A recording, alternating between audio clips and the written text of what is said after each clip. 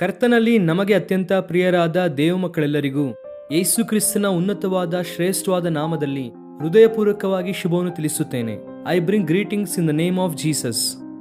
ಯೇಸುವಿನ ನಾಮ ಶಕ್ತಿಯುಳ್ಳ ನಾಮ. ಯೇಸು ಕ್ರಿಸ್ತನ ನಾಮದಲ್ಲಿ ಅದ್ಭುತಗಳು ಇದೆ. ಯೇಸು ಕ್ರಿಸ್ತನ ನಾಮದಲ್ಲಿ ಅನೇಕರು ಮೇಲೆತ್ತಲ್ಪಡುತ್ತಿದ್ದಾರೆ. ಉನ್ನತವಾದ ಕಾರ್ಯಗಳು ನಡೆಯುತ್ತಾ ಇದೆ. ಈ ದಿನ ನಿಮ್ಮ ಜೀವಿತದಲ್ಲೂ ಕೂಡ ದೇವರು ದೊಡ್ಡ ಕಾರ್ಯವನ್ನು ಮಾಡಬೇಕೆಂದು, ಆಶ್ಚರ್ಯ ಕಾರ್ಯ ಮಾಡಬೇಕೆಂದು ನಿಮಗೋಸ್ಕರವಾಗಿ ಬಹಳ ಬಲವಾಗಿ ನಾವು ಪ್ರಾರ್ಥಿಸುತ್ತಾ ಇದ್ದೇವೆ. ನಾನು ಹಾಗೂ ನನ್ನ ತಂದೆ ತಾಯಿ, ನನ್ನ ಪತ್ನಿ, ದೇವರು ನಮಗೆ ಕೊಟ್ಟಿರುವಂಥ ಮಕ್ಕಳು ಹಾಗೂ ಸಭೆ ನಿಮಗೋಸ್ಕರವಾಗಿ ನಾವು ಪ್ರತಿದಿನ ಪ್ರಾರ್ಥಿಸುತ್ತಾ ಇದ್ದೇವೆ. ದೇವರು ನಿಮ್ಮೆಲ್ಲರನ್ನು ಬಲಪಡಿಸಬೇಕೆಂದು, ತನ್ನ ಮಹಿಮೆಯ ರಾಜ್ಯಕ್ಕಾಗಿ ನಿಮ್ಮನ್ನು ಉಪಯೋಗಿಸಬೇಕೆಂದು ನಿಮಗೋಸ್ಕರ ಬಲವಾದ ಪ್ರಾರ್ಥನೆ ನಡೆಯುತ್ತಾ ಇದೆ. ಪ್ರಿಯರೇ, ಈ ವಾಗ್ದಾನ ಸಂದೇಶದ ಮೂಲಕ ನಿಮ್ಮಲ್ಲಿ ಅನೇಕರು ಬಲ ಹೊಂದುತ್ತಾ ಇದ್ದೀರಾ ಅಲ್ವಾ? ನಿಮ್ಮೆಲ್ಲರಿಗೋಸ್ಕರ ದೇವರಿಗೆ ಸ್ತೋತ್ರ ಹೇಳುತ್ತೇವೆ. ನಮಗೋಸ್ಕರವಾಗಿ ಕೂಡ ನೀವು ಪ್ರಾರ್ಥಿಸುತ್ತಾ ಇರುವುದಕ್ಕೆ ಕೃತಜ್ಞತೆಯನ್ನು ಹೇಳುತ್ತೇವೆ. ಈ ದಿನ ದೇವರ ವಾಗ್ದಾನವನ್ನು ಓದೋಣವಾ? ಪರಿಶುದ್ಧ ಸತ್ಯವೇದವನ್ನು ತೆಗೆದು ಯೆಶಾಯನ ಪುಸ್ತಕ 11ನೇ ಅಧ್ಯಾಯ 1ನೇ ವಾಕ್ಯವನ್ನು ಓದೋಣ. The book of Isaiah chapter 11 and verse 1. ಯೆಶಾಯನ ಬುಡದಿಂದ ಒಂದು ಚಿಗುರು ಒಡೆಯುವುದು, ಅದರ ಬೇರಿನಿಂದ ಹೊರಟ ತಳಿರು ಫಲಿಸುವುದು. ತಳಿರು ಫಲಿಸುವುದು. ತಳಿರು ಅಂದರೆ ಅರ್ಥ ಏನು? ತಳಿರು ಅಂದರೆ ಕೊಂಬೆ, ಬ್ರಾಂಚ್. ಸತ್ಯವೇದದಲ್ಲಿ ಯೆಶಾಯ ಬೇರೆ, ಇಷಾಯನು ಬೇರೆ. ಇಷಾಯನು ಅಂದರೆ ದಾವೀದನ ತಂದೆ. ದಾವೀದನ ಚರಿತ್ರೆ ನಮ್ಮೆಲ್ಲರಿಗೂ ಗೊತ್ತಿರುವುದೇ. ಸತ್ಯವೇದವನ್ನು ಪ್ರತಿದಿನ ಓದುವಂತವರಿಗೆ ದಾವೀದನ ಚರಿತ್ರೆಯ ಕುರಿತಾಗಿ ಮತ್ತೆ ಪರಿಚಯ ಮಾಡುವಂತ ಅವಶ್ಯಕತೆ ಇಲ್ಲ. ಬೈಬಲ್ನಲ್ಲಿ ಅಬ್ರಹಾಮನಾಗಿರಬಹುದು, ದಾವೀದನಾಗಿರಬಹುದು, ದಾನಿಯೇಲನಾಗಿರಬಹುದು, ಈ ಜೀವಿತವು ಅನೇಕರಿಗೆ ಸ್ಫೂರ್ತಿಯನ್ನು ಕೊಡುವಂತದ್ದಾಗಿದೆ.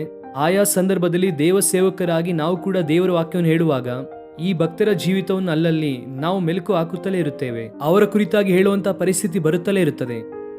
ದಾವೀದನ ತಂದೆ ಇಷಾಯನು. ಸತ್ಯವೇದವು ಹೇಳುತ್ತದೆ, ಇಷಾಯನ ಬುಡದಿಂದ ಒಂದು ಚಿಗುರು ಒಡೆಯುವುದು, ಆ ಬುಡದಿಂದ ಒಂದು ಚಿಗುರು ಹುಟ್ಟುತ್ತದೆ ಎಂಬುದಾಗಿ ಅಲ್ಲಿ ಬರೆಯಲ್ಪಟ್ಟಿದೆ. ನಿನ್ನ ದೇವರು ಎಂತವರೆಂದರೆ ನಿನ್ನನ್ನು ಚಿಗುರಿಸುವಂತೆ ಮಾಡುವುದಕ್ಕೆ ಶಕ್ತಿಯುಳ್ಳ ದೇವರು. Praise the lord, hallelujah. ನಿನ್ನ ಜೀವಿತವು ಕೂಡ ಇಷಾಯನ ಜೀವಿತದ ಹಾಗೆ ಇದೆಯಾ? ಯಾವುದೇ ವಿಧವಾದ ಫಲ ಇಲ್ಲ ರೀ, ಯಾವುದೇ ವಿಧವಾದ ಆಶೆಗಳು ಇಲ್ಲ ರೀ, ಯಾವುದೇ ವಿಧವಾದ ನಿರೀಕ್ಷೆ ಇಲ್ಲ. ನನ್ನ ಜೀವಿತ ಎಲ್ಲಿ ಹೋಗುತ್ತದೆ ಎಂದು ಗೊತ್ತಿಲ್ಲ. ಕಷ್ಟದ ಮೇಲೆ ಕಷ್ಟ, ನಷ್ಟದ ಮೇಲೆ ನಷ್ಟ ನನ್ನ ಜೀವಿತವನ್ನು ಇಕ್ಕಟ್ಟಿಗೆ ತಳ್ಳುತ್ತಾ ಇದೆ. ವೈಯಕ್ತಿಕ ಜೀವಿತ ಸರಿ ಇಲ್ಲ, ಕುಟುಂಬದ ಪರಿಸ್ಥಿತಿ ಸರಿ ಇಲ್ಲ, ಏನೋ ಗೊತ್ತಿಲ್ಲದೆ ಇರುವಂತ ಒಂದು ಕಳವಳ, ಆತಂಕ ನನ್ನನ್ನು ಯಾವಾಗಲೂ ಬಾಧಿಸುತ್ತಲೇ ಇರುತ್ತದೆ ಎಂದು ಎಲ್ಲಿ ಹೋಗುತ್ತಾ ಇದ್ದೇನೋ ಅರ್ಥವಾಗುತ್ತಿಲ್ಲ ವೆಸ್ಲಿಯವರು ಎಂಬುದಾಗಿ ಅನೇಕರು ಬಾಧೆ ಪಡುತ್ತಾರೆ. ನಮ್ಮ ಜೀವಿತವು ಫಲ ಇಲ್ಲದ ಹಾಗೆ ಮಾರ್ಪಡುತ್ತಾ ಇದೆ. ಇದ್ದ ಹಾಗೆ ನಮ್ಮ ಜೀವಿತ ಇದ್ದು ಯಾವುದೇ ವಿಧವಾದ ಅಭಿವೃದ್ಧಿಯನ್ನು ಯಾವುದೇ ಕ್ಷೇತ್ರದಲ್ಲೂ ಕೂಡ ನೋಡುವುದಕ್ಕೆ ಆಗುತ್ತಿಲ್ಲ ಎಂದು ಅನೇಕರು ಮಾತನಾಡುತ್ತಾ ಇರುತ್ತಾರೆ. ಆದರೆ ದೇವರು ಮಾತನಾಡುತ್ತಾ ಇದ್ದಾರೆ, ಇಷಾಯನ ಆ ಬುಡದಿಂದ ಚಿಗುರನ್ನು ಉಂಟು ಮಾಡಿದಂತಹ ದೇವರು ನಿನ್ನ ಜೀವಿತವನ್ನು ಯಾಕೆ ಚಿಗುರುವಂತೆ ಮಾಡುವುದಿಲ್ಲ? ನಿನ್ನ ಜೀವಿತವನ್ನು ಯಾಕೆ ಪುನಃ ಕಟ್ಟುವುದಿಲ್ಲ? ಆತನಿಗೆ ನಿನ್ನ ಜೀವಿತವನ್ನು ಒಪ್ಪಿಸಿಕೊಡುವುದಾದರೆ, ಆತನ ಚಿತ್ತಕ್ಕೆ ಒಳಗಾಗುವುದಾದರೆ, ಆತನನ್ನು ದೃಷ್ಟಿಸುವುದಾದರೆ, ಪ್ರಾರ್ಥನೆಯ ಮೂಲಕ ದೇವರನ್ನು ದೃಷ್ಟಿಸುವುದಾದರೆ ಖಚಿತವಾಗಿ ದೇವರು ನಿನ್ನನ್ನು ಮತ್ತೆ ಚಿಗುರುವಂತೆ ಮಾಡುತ್ತಾರೆ. ಸತ್ಯವೇದದಲ್ಲಿ ಆಯಾ ಸಂದರ್ಭದಲ್ಲಿ ನಾವು ಯೇಸು ಕ್ರಿಸ್ತನನ್ನು ನಜರೇತಿನವನೆಂಬುದಾಗಿ ಕರೆಯಲ್ಪಟ್ಟದನ್ನು ನಾವು ನೋಡುತ್ತೇವೆ. ನಜರೇತಿನ ಯೇಸು ಕ್ರಿಸ್ತನ ನಾಮದಲ್ಲಿ ಎಂಬುದಾಗಿ ಅನೇಕರು ಪ್ರಾರ್ಥಿಸುತ್ತಾರೆ. ನಜರೇತಿನವನೆಂಬುದಾಗಿ ಯೇಸು ಕ್ರಿಸ್ತನು ಯಾಕೆ ಕರೆಯಲ್ಪಟ್ಟವನೆಂಬುದಾಗಿ ಕೆಲವು ಕಾರಣಗಳು, ಕೆಲವು ಆನ್ಸರ್ಸ್ಗಳಿದೆ. ಆದರೆ ಅದರಲ್ಲಿ ಒಂದು ಏನು ಅಂದರೆ, ಯೇಸು ಕ್ರಿಸ್ತನನ್ನು ಚಿಗುರು ಎಂಬುದಾಗಿ ಕರೆಯಲಾಯಿತು. ಹಳೆಯ ಒಡಂಬಡಿಕೆಯಲ್ಲೂ ಕೂಡ ಕೆಲವು ಪ್ರವಾದನೆಗಳಿದೆ. ಆತನು ಚಿಗುರು ಎಂಬುದಾಗಿ ಕರೆಯಲ್ಪಟ್ಟರು. ಚಿಗುರು ಎನ್ನುವಂತ ಮಾತಿಗೆ ಇಬ್ರಿಯ ಭಾಷೆಯಲ್ಲಿ ಉಪಯೋಗಿಸಲ್ಪಟ್ಟ ಪದ ನೆಚ್ಚರ್ ಎನ್ನುವಂತ ಪದ ಉಪಯೋಗಿಸಿದ್ದಾರೆ. ಅಲ್ಲಿಂದಲೇ ನಜರೇತ್ ಎನ್ನುವಂತ ಪದ ಬಂದಿದೆ ಎಂಬುದಾಗಿ ಕೆಲವು ಬೈಬಲ್ ಪಂಡಿತರು ಹೇಳುತ್ತಾರೆ.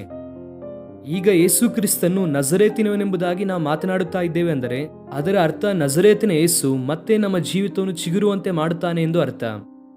ಆಶೆ ಇಲ್ಲದೆ ಇರುವಂತ ಜೀವಿತಕ್ಕೆ ಆಶೆಯನ್ನು ಕೊಡುವ ಆತನು, ನಿರೀಕ್ಷೆ ಇಲ್ಲದೆ ಇರುವಂತ ಜೀವಿತಕ್ಕೆ ನಿರೀಕ್ಷೆ ಕೊಡುವ ಆತನು. ಒಂದು ವೇಳೆ ನನ್ನ ಜೀವಿತ ಅಂತ್ಯಕ್ಕೆ ಬಂದಿದೆ ರೀ, ಇದುವೇ ಲಾಸ್ಟ್ ಮಿನಿಟ್, ಇದುವೇ ಲಾಸ್ಟ್ ಎಂಬುದಾಗಿ ಎಲ್ಲರೂ ಕೂಡ ಹೇಳುತ್ತಾ ಇದ್ದಾರೆ ರೀ, ಇನಿ ನನ್ನ ಜೀವಿತ ಸರಿಯಾಗುವುದಿಲ್ಲವಂತೆ, ಇನಿ ನನ್ನ ಬದುಕು ಸರಿಯಾಗುವುದಿಲ್ಲವಂತೆ, ಆ ರೀತಿಯಾಗಿ ಒಂದು ವೇಳೆ ವಿಷಾದ ಪಡುತ್ತಾ ಇದ್ದಾರೆ, ದೇವರು ನಿನ್ನೊಂದಿಗೆ ಮಾತನಾಡುತ್ತಿದ್ದಾರೆ, ನಿನ್ನನ್ನು ಪುನಃ ಚಿಗುರುವಂತೆ ಮಾಡುತ್ತಾರೆ. ರಾಜಮಂಡ್ರಿ ಕ್ರೈಸ್ಟ್ ವರ್ಶಿಪ್ ಸೆಂಟರ್ ಅಲ್ಲಿ ಎಷ್ಟೋ ಜನರ ಜೀವಿತ ಇನಿ ಮುಗಿದು ಹೋಯಿತು, ಇನಿ ಅಷ್ಟೇನೆ, ಈ ಜೀವಿತ ಸಮಸ್ಯೆಯೊಂದಿಗೆ ಅಂತ್ಯವಾಗುತ್ತದೆ ಎಂಬುದಾಗಿ ಅಂದುಕೊಂಡಂತ ಪ್ರತಿಯೊಬ್ಬರ ಜೀವಿತದಲ್ಲಿ ದೇವರು ನೂತನವಾಗಿ ಜೀವಿತವನ್ನು ಆರಂಭಿಸುವಂತೆ ಮಾಡಿದ್ದಾರೆ. ಆಮೇನ್. God has started a new beginning in their lives.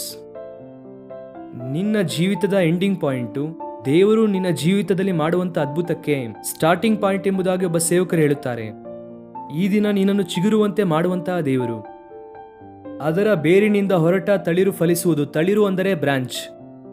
ಇನಿ ಯಾವ ಪ್ರಯೋಜನಕ್ಕೂ ಬರುವುದಿಲ್ಲ ಎಂಬುದಾಗಿ ಹೇಳುವಂತವರ ಜೀವಿತದಲ್ಲಿ ದೇವರು ಅವರನ್ನು ವಿಶಾಲವಾದ ಕೊಂಬೆಯಾಗಿ ಮಾರ್ಪಡಿಸಿ ಅಭಿವೃದ್ಧಿಯಲ್ಲಿ ನಡೆಸುತ್ತಾರೆ. ಈ ದಿನ ನನ್ನ ಪ್ರಾರ್ಥನೆ ಅದೇ, ನಿಮ್ಮೆಲ್ಲರ ಜೀವಿತದಲ್ಲಿ ಅಂತ ಅದ್ಭುತ ನಡೆಯಬೇಕೆಂದು ಕೋರುತ್ತಿದ್ದೇನೆ. ಆಶೆ ಇಲ್ಲದೆ ಇರುವಂತಹ ನಿನಗೆ ದೇವರು ಆಶೆಯನ್ನು ಉಂಟು ಮಾಡಿ, ಜೀವಿತದಲ್ಲಿ ದೇವರಿಗೋಸ್ಕರವಾಗಿ ಜೀವಿಸಬೇಕೆನ್ನುವಂತ ವೈರಾಗ್ಯ ನಿನ್ನಲ್ಲಿ ಉಂಟು ಮಾಡಿ, ನಿನ್ನ ಜೀವಿತವನ್ನು ಚಿಗುರುವಂತೆ ಮಾಡಬೇಕೆಂದು ದೇವರು ಕೋರುತ್ತಿದ್ದಾರೆ. ಎಲ್ಲರೂ ಕೂಡ ನಿಂದಿಸುತ್ತಿದ್ದಾರೆ. ನಿನ್ನ ಜೀವಿತದಲ್ಲಿ ಯಾವುದೇ ಅದ್ಭುತ ನಡೆಯುವುದಿಲ್ಲ, ಯಾವುದೇ ಆಶ್ಚರ್ಯ ಕಾರ್ಯ ಮಾಡುವುದಿಲ್ಲ. ಆತನು ನಿನ್ನ ಕುರಿತು ಮೌನವಾಗಿದ್ದಾನೆ. ಆತನು ನಿನ್ನನ್ನು ಬಹಳ ದ್ವೇಷಿಸುತ್ತಾ ಇದ್ದಾನೆಂಬುದಾಗಿ ಬಹುಶಃ ಅನೇಕರು ನಿನ್ನನ್ನು ಇಕ್ಕಟ್ಟು ಮಾಡುತ್ತಾ ಇದ್ದಾರೆ. Listen to me my dear friends, God loves you so much. ದೇವರು ನಿನ್ನನ್ನು ಎಷ್ಟೋ ಪ್ರೀತಿಸುತ್ತಿದ್ದಾರೆ. ಆತನ ಪ್ರೀತಿ ಬಹಳ ಉನ್ನತವಾದದ್ದು. ಆತನು ನಿನ್ನ ಕುರಿತಾಗಿ ಇಟ್ಟಿರುವಂತಹ ಉದ್ದೇಶ ಉನ್ನತವಾದದ್ದು. ಆತನನ್ನು ದೃಷ್ಟಿಸು. ದೊಡ್ಡ ಕಾರ್ಯಗಳು ನಿಮ್ಮ ಜೀವಿತದಲ್ಲಿ ನಡೆಯುತ್ತದೆ. ಕಣ್ಣು ಮುಚ್ಚಿರಿ, ಪ್ರಾರ್ಥನೆ ಮಾಡೋಣ. ಪ್ರೀತಿಯುಳ್ಳ ತಂದೆ, ಇಷಾಯನ ಬುಡದಿಂದ ಚಿಗುರು ಹುಟ್ಟುತ್ತದೆ ಎನ್ನುವಂತ ವಾಗ್ದಾನ ನಮ್ಮ ಜೀವಿತದಲ್ಲಿ ಮತ್ತೊಂದು ಸಾರಿ ನೆನಪಿಸಿದ್ದಕ್ಕಾಗಿ ನಿಮಗೆ ಸ್ತೋತ್ರ. ನಮ್ಮ ಪ್ರಿಯರು ಯಾರು ಶೂನ್ಯವಾಗಿ ಮಾರ್ಪಟ್ಟಿದ್ದಾರೋ, ಆಶೆ ಇಲ್ಲದೆ, ಜೀವಿತದಲ್ಲಿ ಆಶೀರ್ವಾದ ಇಲ್ಲದೆ, ಕರ್ತನೆ ಆತಂಕದಿಂದ, ಕಳವಳದಿಂದ, ನಿರಾಶೆಯಿಂದ ಇದ್ದಾರೋ, ಅವರೆಲ್ಲರನ್ನು ಕನಿಕರಿಸಿ ಮತ್ತೆ ಅವರು ಚಿಗುರುವಂತೆ ಮಾಡಬೇಕೆಂದು ಕೋರುತ್ತೇನೆ ದೇವ. ಒಳಿತು ಮಾಡಿ ನಡೆಸಿರಿ. ನಿಮ್ಮ ಮಹಿಮೆಯಿಂದ ಅವರನ್ನು ತುಂಬಿಸಿರಿ. ಸ್ತುತಿ, ಘನ, ಮಾನ, ಮಹಿಮೆ ನಿಮಗೆ ಮಾತ್ರ ಸಲ್ಲಿಸುತ್ತಾ ಕರ್ತನೆ ಈ ವಾಗ್ದಾನ ಸಂದೇಶವನ್ನು ಕೇಳುತ್ತಾ ಇರುವಂತ ಎಲ್ಲರನ್ನು ಕೂಡ ಆಶೀರ್ವದಿಸಿ ನಿಮ್ಮ ಉದ್ದೇಶದಲ್ಲಿ ಅವರನ್ನು ಉಪಯೋಗಿಸಬೇಕೆಂದು ಯೇಸು ಕ್ರಿಸ್ತನ ದಿವ್ಯ ನಾಮದಲ್ಲಿ ಬೇಡಿ ಹೊಂದಿಕೊಳ್ಳುತ್ತೇವೆ ನಮ್ಮ ತಂದೆ. Amen, amen. God bless you friends. ದೇವರು ನಿಮ್ಮೆಲ್ಲರನ್ನು ಕೂಡ ಆಶೀರ್ವದಿಸಲಿ. Have a wonderful day.